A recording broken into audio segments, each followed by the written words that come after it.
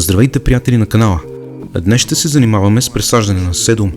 Латинското му наименование е Sedum reflexum и е вид сукулент, който вирее почти навсякъде около нас. Започвам с подготовката на дренажа, който ще положа в подходящи саксии за целта. Виждате ги вляво. Това е материалът, който ще нарежа на парчета и ще положа на дъната на саксиите като основа на нашия дренаж. Можете да използвате и кухненска хартия или текстил. Някои хора полагат донапред на дъното и полагат почвата отгоре. Аз лично не съм изпробвал този метод, тъй като не съм убеден, че може да играе ролята на същински дренаж, най-малкото поради неговата хигроскопичност. Сега ще подредя саксиите в тавата на 3 реда по 4 броя, което прави общо 12 саксии. Виждате, че те са с достатъчно големи отвори, така че дренажът да е оптимален.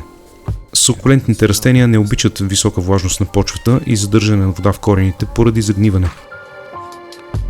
Положих основата на дренажа, така изглеждат саксиите към този момент, а сега ще продължа с добавянето на керамзит, малка фракция.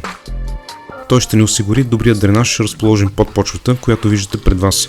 В този случай слоят керамзит няма да е по-висок от 1 см, понеже размерът на саксиите не е голям, те са около 9 на 9 см. Възможно е вместо керамзит да използвате черупки от малки миди и малки камъчета в съчетание с пясък като дренаж. Ще ви свършат същата работа. Положих керамзит във всички саксии и съм готов за следващата стъпка, а тя е добавяне на последния компонент от дренажа, това е пясък. Добавям по малко количество от него върху керамзита във всяка от саксиите. Това представлява дренажът за седума, основа, керамзит и пясък.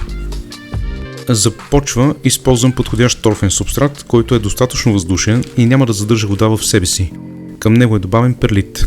Това съчетание от компоненти ще осигури всичко необходимо за седума, който ще засадим тук.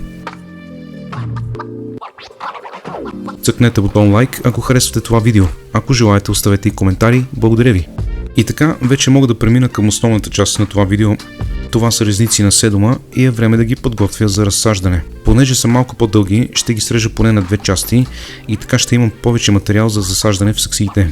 След като ги срежа на части, ще премахна по няколко листа от всяка резница, за да осигуря достатъчна дълбочина на всяко стъбло в почвата. След малко ще видите как се случва този процес. Междувременно малко информация за растението. Седумът е сукулент, образуващ килимче с синьо-сив цвят на листата, който може бързо да достигне височина от 15 до 20 см. Отделните растения могат да се разпростират на ширина до 60 см. Растението се разпространява бързо, образувайки гъсто килимче от синкаво-зелени и игловидни листа, разположени на рехавите им стъбла, подобно на смърчови иглички. Жълтите му цветове са с звездовидна форма и са малки по-отделно, но растат в атрактивни жълти гроздове, започвайки в началото на лятото и продължавайки през целия сезон. В момента показвам посоката на растеж на резницата. Може да се определи според наклона на листата. Започвам да засаждам резниците в саксиите, като ще засадя по 4 броя във всяка саксия. Както по-рано споменах, премахвам по няколко листа на резница, където това е необходимо, за да може тя да застане стабилно в почвата. Междувременно ще засегна някои въпроси, свързани с отглеждането.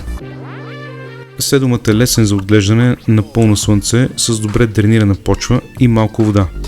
Може да понесе известна сянка, но силно предпочита топлината и слънцето. Ако решите да го отглеждате на стелаж, ще е нужно да му осигурите между 4000 и 6000 лукса осветление в спектъра от неутрална до студена светлина. Осветяването трябва да е до 14 часа дневно, в зависимост от осветлението през останалата част от денонощието в съответното помещение. Този сукулент е зимоустойчив, като през зимата може да издържи на температури от, забележете, минус 34 градуса Целзий. От към поливане и подхранване, седумът е сухо устойчиво растение, което изисква много малко вода.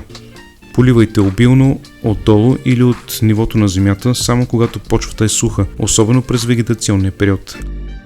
По отношение на вредители или болести, Sedum reflexum не е особено податлив.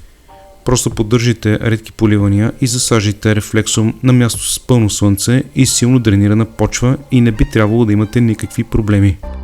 Във влажна среда може да го нападнат охлюви, както и да има проблеми с бактериални и гъбични инфекции. В места, където растението е пренаселено или преполято, може да има брашнисти черви и листни въшки. Ще проследя този седум във времето и ще ви информирам, ако евентуално има някакъв проблем и съответно ще видим какво е евентуалното решение за него.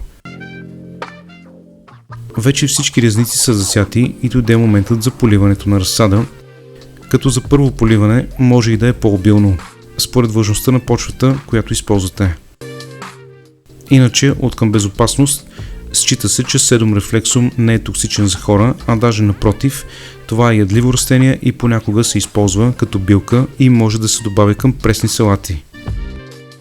Основното приложение на растението е от декоративен характер. Можете да го отглеждате в контейнери и саксии или на открити площи, където търсите толерантно почвопокривно растение.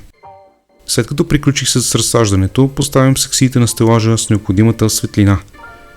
Благодаря ви, че изгледахте това видео.